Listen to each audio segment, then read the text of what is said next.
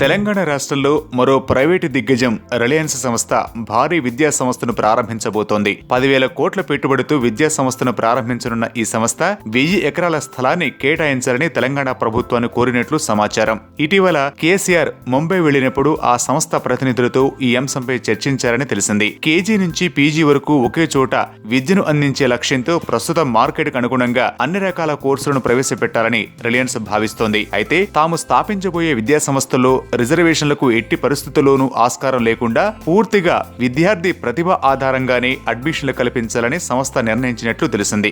కానీ ప్రభుత్వం నుంచి పూర్తిగా కానీ పాక్షికంగా కానీ ఎలాంటి రాయితీలు ఇతరత్ర సహకారం పొందే విద్యా సంస్థ అయినా ప్రభుత్వ నిబంధనలు రిజర్వేషన్లు పాటించాలి. కానీ రిలయన్స్ సంస్థ ఇందుకు భిన్నంగా ప్రతిపాదించడంతో అందుకు వీలుగా ప్రైవేటు విద్యా సంస్థల నియంత్రణ చట్టాన్ని రూపొందించాలని మంత్రి కేటీఆర్ న్యాయ విద్యాశాఖ మంత్రులు, అధికారులు, నిపుణులతో చర్చిస్తున్నట్టు తెలిసింది. టాటా గ్రూప్ ఆధ్వర్యంలో ముంబైలో నడుస్తున్న Tata institute of social sciences deemed యూనివర్సిటీగా దేశంలో పలు చోట్ల హైదరాబాద్ సహా కేంద్రాలు ఉన్నాయి. అందులో ఎస్సీ, ఎస్టీ, బీసీలకు రిజర్వేషన్లు కూడా అమలవుతున్నాయి. దీంతో సింబియాసిస్ విద్యా సంస్థ కూడా ఇదే పద్ధతిని కొనసాగిస్తుండగా వీటికి భిన్నంగా రిలయన్స్ అడుగులు వేయాలని ప్రయత్నిస్తోంది.